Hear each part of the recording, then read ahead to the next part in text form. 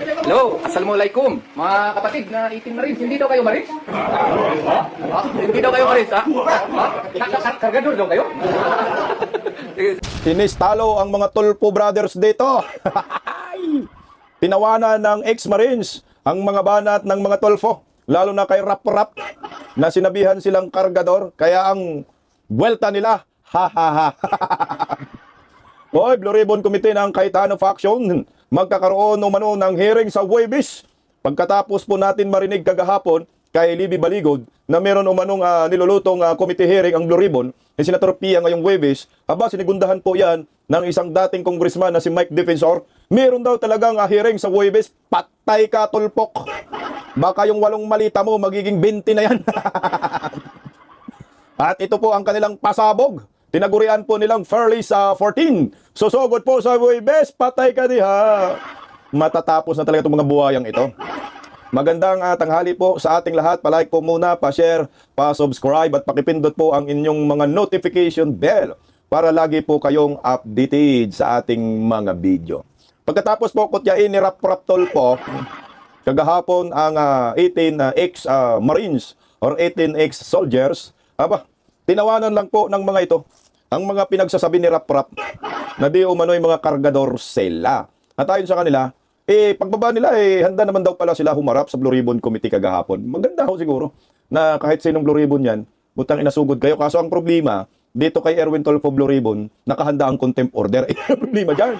Pero ayon sa kaya Tulfok Bindalo, umatras si Bindalo yung grupo ni Gatchalian hindi daw talaga hearing yun Ano lang yun, consultative hearing lang daw. Meeting nga lang, hindi hearing.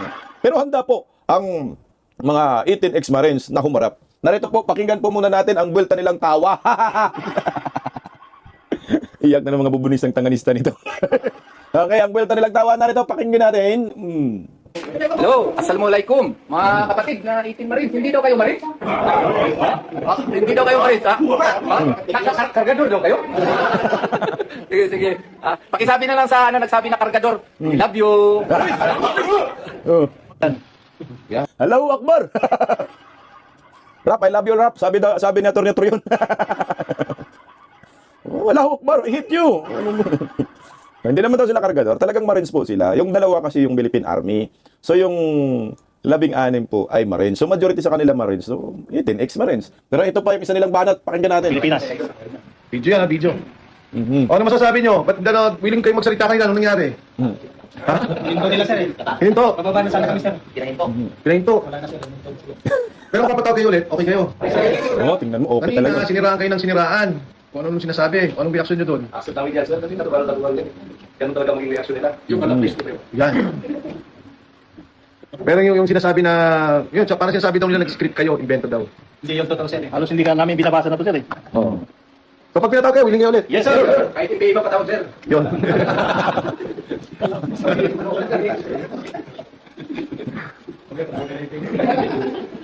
Ayan ang buwelta, ang sagot ng 18 ex-Marines sa magkapatid na Tulfo na suki ng Viva Max. Ha ha ha. Tawa lang po. Handa naman pala sila. Hindi naman pala sila umuurong dyan sa committee consultative hearing ng mga Tulfo brothers. Hindi naman daw. So consistent yung pahayag ni Atty. Libby Baligot na sabi nila, pagbaba namin, gusto namin din mag-attend. No, mag-attend sila. Kaso daw, tinapos na ni Erwin Tulfok. Tinapos kasi ni Erwin Tulfok, ang kanilang ang tawag dyan, a reason, ay lindol daw. So, nagamit pa ang lindol ng mga hinayupa.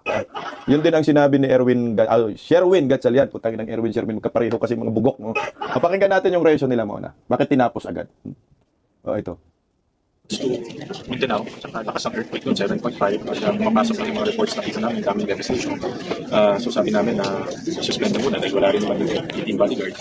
Pero marami naman ang pag-usapan yun, especially from the agencies. So ang plano namin is ayos kami ng grupo para mag-dala ng tulong sa Mindanao. Actually tomorrow, pero sarado raw yung airport the following day. Sir, reaction po din sa statement. Ayun, 18 bodyguards naman yung kay Gatchalian. Wala nang problema, medyo okay kasi bodyguards. So, hindi nila mabanggit yung Marines kasi nga, malakas ang impact yan pag Marines. So, pag sinabi mong Marines kasi, matindi manindigan yan. So, bodyguards na lang. Walang problema naman dyan Pero, huwag nyo rin po i-discredit yung pagiging Marines nila na nagserbisyo po sila sa bayan, 16 po yan Pero, hintayin po ninyo yung 14 Fairless. Talagang Marines po yan. Ito, tuloy natin. ng Marines, ex-Marines, ex-former soldiers for Senator Erwin to implement sa Bureau. Sa pagpe-preside daw, sir. Well, yung kanilang statement came from a time na hindi naman official yung gathering nila. So, sana kung dito nila ginawa yan, meron silang ganung pahiya, then it's official. Nung hindi official, so gusto mo talaga dyan sa committee ni Tolfo. Eh, siyempre, hindi muna sila pupunta dyan. Ang gusto nila, mag-inhibit si Tolfo. Pag mag-inhibit si Tolfo, eh, mas the best kasi mantakin mo, yung inaakusahan, eh, siya nag-iimbestiga, siya magja-judge, siya mag-abogado, siya yung huwis, anak ng kabang. Siyempre, for delikadesa ba, mag-ano ka, yung mag-inhibit ka. Maraming pwedeng mag-inhibit yan. Si Tito Soto, Tuta Soto, dapat mag-inhibit yan. Dapat kasi Panfilo Lacson mag-inhibit rin. Maraming ipag-inhibit yan sa grupo ninyo. Sige nga, tuloy. So, sir, walang merits, walang bearing kahit sinabi nila na pababa na sana sila after the press con. Nandito na sila eh. Sana pumunta na lang sila dito. Why all the drama kung pupunta pa doon, may press con. Nandito na sila. This is the best venue to tell the truth.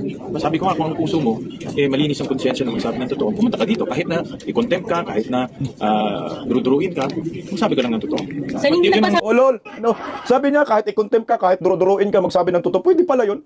Senador, duro-duruin ninyo yung resource person, tapos sinatakot ninyo i-contempt. Tangin ang bubo nito. Lala mo, gatsal yan. Ito ba yung ano? Ito ba yung magiging Senate President? Puta, umubog, no? Walang alam sa batas. Magiging kingkoy lang talaga yung Senado na yan, kakatawanan. Kung matuloy po ito pagiging Senate President. Naku, huwag kayong pumayag dyan. Putang, walang kwenta yan. Duruin daw. Kahit i-contempt ka, pakulong ka doon sa Pasay, okay lang. Tapos hindi pakawalan. Hanggat matapos itong 20th Congress, anak ng kagwang naman to. Yan, tuloy, oh. Yun ang nakakadismay lang, nandito na sila sa meeting. Saan do you think you're afraid to face your camp, your block? I don't know. It's nandito na kasi sa building eh. Fifth floor, second floor to, konting hakbang na lang. Nandito na sila. So, why all the trouble of may press con and everything? This is the best press con. Nandito kayo lahat eh. Lala. Kayo nga, press con kayo. Gamit ang pera ng bayan. Samantala yung 18 ex-Marines press con eh. Wala mang winalda sa kaba ng bayan dyan eh. Kung kayo, pwede kayo mag-press con. So yung 18 ex-Marines, hindi pwede. Gusto nyo dyan sa plenary, sa bugos ninyo. Hindi rin naman ano yan. Hindi rin naman yung tawag yan. Sabi ni Bindalo Tolfo, hindi yan na hearing eh. Meeting sa Purok. Bakit mo i-contempt? Anak ka ng kagwang ang ubog oh. Sir, sila sa next? I-invite pa rin sila sa next hearing. Sir, kayo Senator Alan? Invited sila sa next. Nagsasabi kayo? Open to talk to everyone. Sir, mag-meeting pa rin kayo ni... Some more first that. Putang ina, no? Ayan, mga bayarang media. Bastos. Na pro tempore, hindi pwedeng ganyan. May nagtatanong pa sa'yo. Tingnan mo, si Senator Alan Peter Cayetano, sasabihin niya na last question, ini-entertain niya. Pero ito sabay lang alis, puta, ito yung pinakabubong Senate President. Kung bubo si Tuta Soto, panay Itbulaga, naku, mas lalo to. Okay, ito, imbitado daw yung 18 ex-Marine. Hindi po takot yung 18 ex-Marines. Sumugod nga sa Senado, sasabihin ninyo takot. Ang tinapos lang kayo, ang takot. Ba't yung tinapos? Ito naman yung sagot ni Erwin Tolpok dyan, oh. Ito din content. Hindi mo pwede kasi ito is an invitation. This is just a meeting. It's not a hearing. So, kailangan muna namin i-organize ang committee, ang Blue Ribbon Committee. Alam naman natin ang process, di ba? Kailangan nila sa floor, magbubutuhan doon, may check at masasubmit yung minority ng grupo nila to represent them here. So, we cannot call this a hearing because tutulad din kami sa kanila last time na nag-hearing sila pero magiging sham hearing po. Kaya meeting, we call it a meeting. And we cannot compel anybody to attend because it's just a meeting. It's not a hearing proper yet. Tanga mo! Kumambyo si Bindalo. Hindi daw pwede i-contempt. Putang inang media nagtanong na i-contempt yung, yung 18 ex-Marines. Yan ang sinasabi ko sa inyo. Wala talagang mag-attend dyan sa inyo kasi bogus kayo. Ito pinatunayan mo, bogus kayo. Mantakin mo, hindi pala hearing yan. Ang tawag pala dyan, consultative hearing, meeting. So meeting sa Purok, parang mga CBO, Purok President, Vice President, nag-meeting. Diyos ko, Ginoo.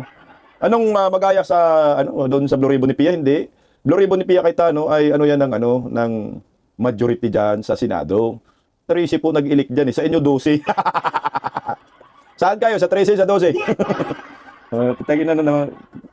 Are you frustrated? Kasi andito na sila, sir. They could have gone here. Pababa na daw sana sila. Kasi kakatapos lang ng press ko nila sa taas, sir.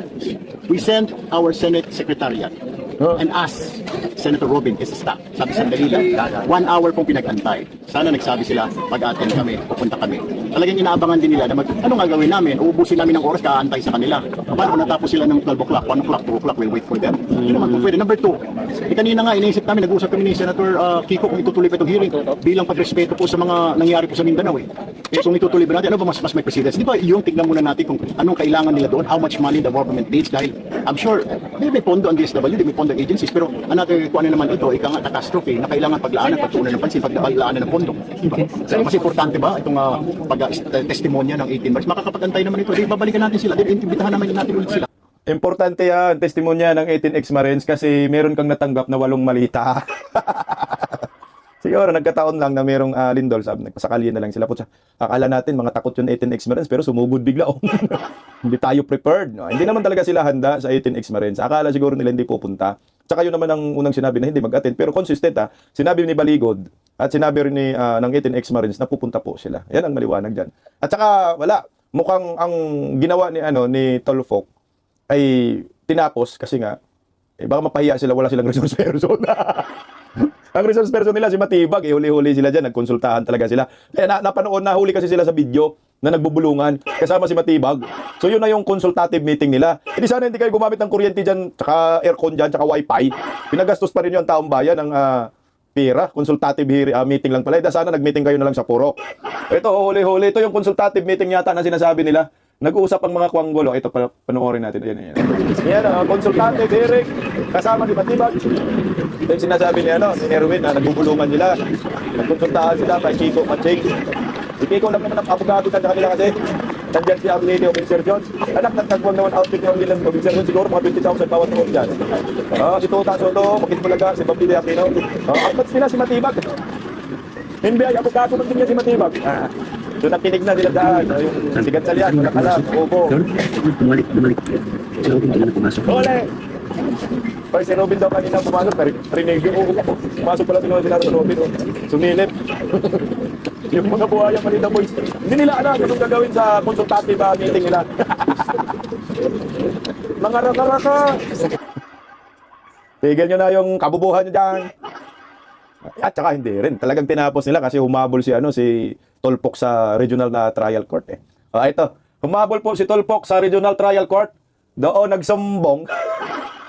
Nagsampa po ng kaso sa Regional Trial Court si Tolpok. Yung dalawang Marines yata yung sinampa niya. I am with my lawyer, Attorney Jubito Barte, at nag-file nga po kami ngayon lang ng grave oral defamation in relation to cybercrime. Doon po sa mga pinagsasabi po ni na Gumban, Waupan, and then Buluntate, yung sa maleta, and then yung sexual trafficking, human trafficking. So, hindi na ho natin pinalagpas dahil kalukuhan naman po yung mga pinagsasabi kasinungalingan na kailangan po lang sagutin sa korte na yung mga paratang po nila sa atin. So, ayun na nga po, kasama ko pang aking lawyer at nagsampa na po ng kaso. Dati po pinalusot ko pa ito nung una. Hindi po kami dahil wala naman talang katotohanan. Pero yung ginawa nila kahap nung June 4, padami na padami. Dati ilang maleta lang, naging 8 maleta na. Tapos meron na ngayong human trafficking. Dati daw 6 lang. Ngayon 8 malita na. Tapos may human trafficking pa. Sabaga dire. Meron kang sinasabak Di ba, Max? Pinagpipili mo daw Pili tayo dyan. Nandito ka Ganda daw kasi lapu-lapu. Ano nang sa kaso sinampa niya? Oral defamation? Hala ka diha. Alam ko yung oral defamation pag public servant ka, okay lang. Defamation. Di ba? Yung parang minumura ka. Hindi naman ang kaso na yan, oral defamation. Sabi nga ng Korte Suprema, even if to the highest level na pananalita, murahin ka na murahin, walang kaso yan. So yan pala, yung kaso lang niya. Ano pa? Cyber libel? Isa lang yan. Sabi na reklamo siya. Tingnan mo. Ikaw yung Senate Blue Ribbon Committee, inaakusahan ka. Ang kapal ng mukha mo, no? At nagsampa ka pa ng kaso sa Regional Trial Court. Hintayin mo yung Fairless 14. Matindi yun. So yung 8 malita mo, magiging 20 yan. Siya na yata yung pinakamaraming malita sa lahat, no? Okay, tuloy. Puro kalukuhan na. Tapos, nakakalungkot. Pinagtatanggalan naman nila yung listahan, nagbawas sila ng mga tao. So, talagang nakikita mo na gawa-gawa lang po nila itong mga accusations nila. Baka po kayo Hindi rin gawa-gawa. Hindi nga nila binabasa yung yung affidavit Talagang sariling knowledge nila Nagkataon lang talaga Tolpok na marami kang balita. Ang sapang mo kasi. Dapat dahan-dahan lang. Masyado ka namang nagpakasasa sa malita Siguro kung isa, dalawa, okay siguro. Sabi niya binabawasan, okay lang. Choice nila yun. Wala kang magawa doon. Kung yun lang yung sasabihin nila, di ba? Wala kang magawa doon. Kahit nagbawas sila, pero yung mga sinasabi nila ay totoo kang tumanggap ng malita. Ano doon? Anong big deal ba doon? Hindi big deal doon. Tinamaan ka pa rin. May mga ebidensya, may mga picture, may mga video. Paano na? Lahat sila nagkaroon ng koraborasyon. Yung Fairless 14 pa, patay ka diha. Nga tuloy, ipa-inhibit naman by the time na maghaharap kayo sa committee ninyo. Walang problema. Napag-usapan na po namin yan ng majority block. Nagsabi na rin po ako kay Acting Senate President Win Gatchalian. Pumayag naman po at pumayag po si Senator Kiko Pangilinan bilang Vice Chair na siguro ganun po gagawin natin or we will create a subcommittee to investigate flood control. Kasi po parang Lolo, no? So ngayon, ginaya nyo yung ginawa ng Cayetano Black na gumawa ng subcommittee. Ikaw, gagawa ka ng subcommittee. Gaya-gaya po tumaya, walang originality, walang kwenta to. Ubog talaga. Pinakaubog. Walang gayahan. Gawa rin kayo ng sarili ninyong diskarte. Nakagaya lang kayo kay Cayetano na may subcommittee na si Rodante Marcolita yung chairman, gagawa din kayo. Mag-inhibit ka na, i-announce mo na, maggawa ka na ng black and white, no? Memorandum of agreement ako, mag-inhibit kasama si Tuta Soto. Mas maganda yan yung magtatanong walang involved sa malita para magiging patas, no? Wala namang problema dyan eh. Tuloy, oh. Hindi na tayo natapos-tapos. Pero kasi nag-file na rin po si dating Chairman Lacson. May sumitigin na po yung Chairman's report sa Ombudsman. Kaya nga po may mga resulta na. May mga arrest na po ginagawa. At meron pa po mga arrest daw sa mga darating na araw. Kaya papasalamat din po tayo kay Ombudsman Rimulya. Hindi rin, walang kwenta daw yung yung Blue Ribbon ni Panfilo Lacson. May mga inaristo pero pinipili lang. Wala nga congressman eh. Wala nga si Martin Romualdez. Hanggang ngayon malaya pa rin. Pati ikaw, hindi ka kasama doon eh. Pati Tuta Soto. Yun ang maliwanag na pinipili lang ninyo. Yung inyo nga inimbestigahan dyan. Si Chis Escudero nga, absuelto na kasi sumali na sa inyo eh. Si Jingo Estrada lang nanindigan. Ewan ko kay Joel Villanueva, mukhang nahilot na rin nila eh. Tuloy, oh. Ina-actionan niya po ito kagad at pinapasa niya po sa Sandigan Bayan. Just to clarify ko lang, when the time comes, you would inhibit pag sila ang haharap. Definitely. Mag-i-inhibit po tayo para wala pong masabi, di ba? Dahil yun din po hinihingi nila sa press con kanina, sinasabi po ni Atty. Baligod, atin lang sila pag nag-inhibit ako. Di ba walang problema? Mag-i-inhibit po tayo. Mag-inhibit ka Bigyan na. natin kay Senator Kiko dahil siya po yung vice chair. Kausap daw kayo ni Baligod? Hindi po siya nakausap. Si Senator Soto po nakausap. Sir, just to confirm, tatlo lang Tingnan mo ha, ang vice chairman ng Blue Ribbon Committee nila, si Kiko, abogado. Pero yung chairman nila, abogago. Ano ba yan? Ay, sus ko ginoo. Okay, mas katanggap-tanggap pa siguro si Kiko magiging Blue Ribbon Committee chairman kasi unang-una abogado siya. Pero bakit si Erwin Tolpo, puro lata lang naman yan eh. Dapat yung ginawa yung chairman, abogado, kagaya doon sa kay Cayetano, yung talagang hinalal ng konstitusyon. O, tingnan mo Senate President, abogado, di ba? Alan Peter Cayetano. Sino ang yung Blue Ribbon Committee, chairman, abogado, di ba? Sino yung vice chairman, abogado, Rodante Marcolita. Subcommittee chairman, Rodante Marcolita. Abogado, hindi yung lata. Lata, madaling masira. Sa inyo, tangina no. Ang inyong acting daw, meron bang acting Senate President na Senado? Walang alam, ubob. Ayan, Blue Ribbon Committee chairman, lata rin. Yung abogado tuloy, ayan, yun yung ginawa nilang assistant lang. Las. Yun nga tuloy, oh. po out of 18 na maleta boys ang pinasuhan nyo. 18 na maleta boys, tatlo lang po dahil yun po yung nag-implicate po sa akin eh. Si Gumban, si Waupan at saka si Bolontate ho. Yung iba naman, wala ko namang sinabi. Sir, may tatlo lang. kayo suspension, bakit kaya nila ginagawa ito? Politics. I mean, dahil nga may mga nagsilabasan. Ito na yung sinasabi ko nung I think 3 months ago. Huwag nyo kami sama-sama dyan sa survey na yan, presidential, tapos may lumabas pa, tapos mga pahayag ng mga political analysts na only a tool for can beat the Dutertes.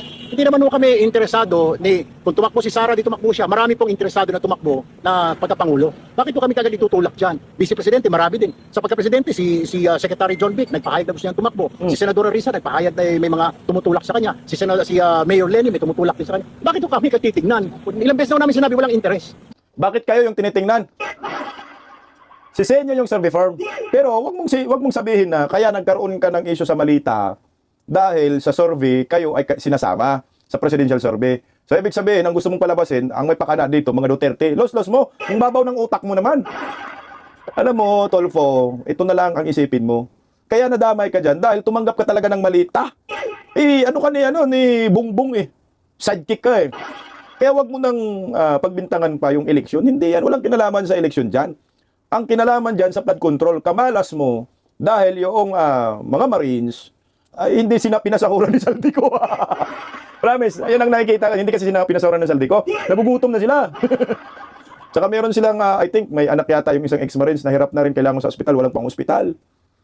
Tapos napanood din nila na merong isa daw sa kanila na miyembro dyan sa 18 ex-Marines na nalubog din sa baha. Pareho sila nalubog sa baha. Kaya lumabas na sila. Kasi nga, nagpakasasa sa pera itong gobyernong Marcos. Kaya ako, Erwin Tolpo, wag mo nang isama yung sabi mo, may kinalaman sa politics, pamumulitika, hindi. Actually, yung Blue Ribbon ni Lacson at ni Tuta Soto, yun yung talagang legit na pamumulitika lang. Pero ito sa Blue Ribbon ni Rodante Marcolita, daming tinamaan dyan eh. Walang pamumulitika yan. At saka, yung 18 ex-Marines, matagal na po yan sila sumisigaw. Hindi lang ninyo pinapansin, gusto nga pumunta dyan sa Blue Ribbon. Yung Blue Ribbon na chairman pa si Panfilo Lacson, hindi nyo inimbita. Sinisiraan pa ni Panfilo Lacson, sinisiraan pa ni Tuta Soto. Pati si Orly Gutesa hanggang ngayon, di natin alam nasaan. Buhay pa ba yun? Di ba ho? Yung Kung paano ninyo trinato yung Marines na yon. So ngayon ito, 18 nabulaga kayo. Pero ito, matindi po kasi merong 14 daw na Fairless 14. Ayon po kay Mike Defensor na susugod sa Blue Ribbon Committee hearing sa Huwebes na daw to. Ayon po sa kanila mismo. Sinabi rin po yan ni Attorney Levy Baligod kagabi. Pero nagulat po ako, may sinabi rin si Mike Defensor sa interview ng mga vloggers natin kasamahan dyan sa Senado. Sinabi kasi ni Baligod, meron talagang Blue Ribbon Committee hearing sila Senador Pia Cayetano ngayong Huwebes. O pakinggan muna natin si Baligod at yung Fairless 14 ay mag-attend daw. Si Baligod muna para mas konkreto, no, mas matibay yung ating content. No? Kasi nga, sinabi ni Baligod, pakinggan po muna natin narito. Kung hindi kayo naniniwala sa 18 na dating sundalo, ay ibibigay ko no, yung 14 na pangalan ng iba pang mga dating sundalo na empleyado din ni Saltico, na mga basurero din, no, yung nag-deliver din. Dating sundalo yung dating sundalo, lahat solid na dating Marines. Para pakinggan nyo rin yung kwento nila kung gusto ninyo. I think magpapatawag si Senator Marcoleta for Thursday. Yes, sir. Thursday, sinabi.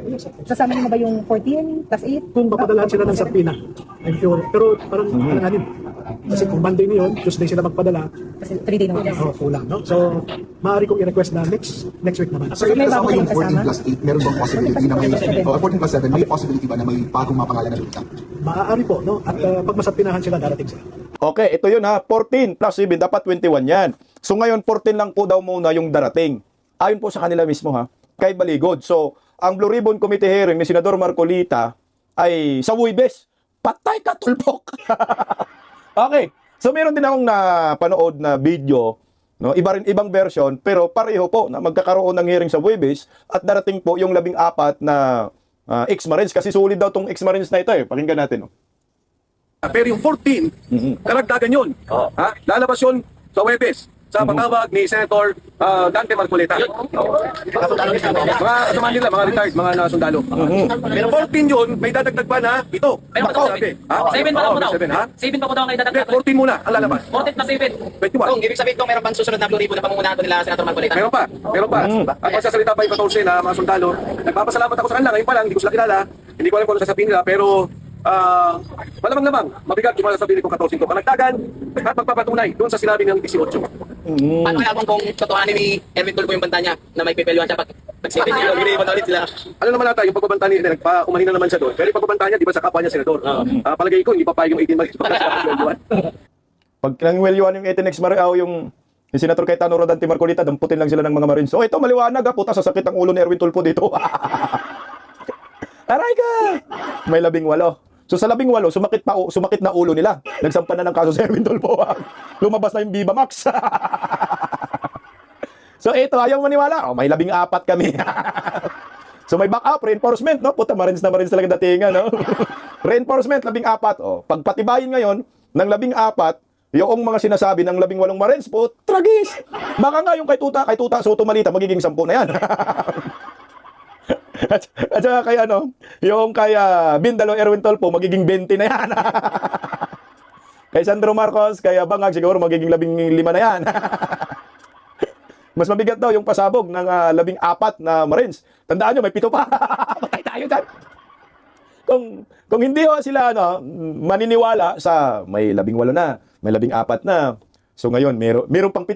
Ilabas ang 7, mas maganda itong 7.